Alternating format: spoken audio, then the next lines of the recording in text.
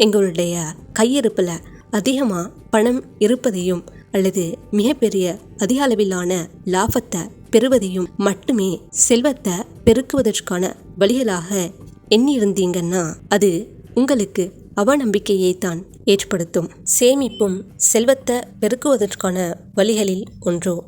சேமிப்பு என்பது வாழ்க்கையில் முக்கியம்.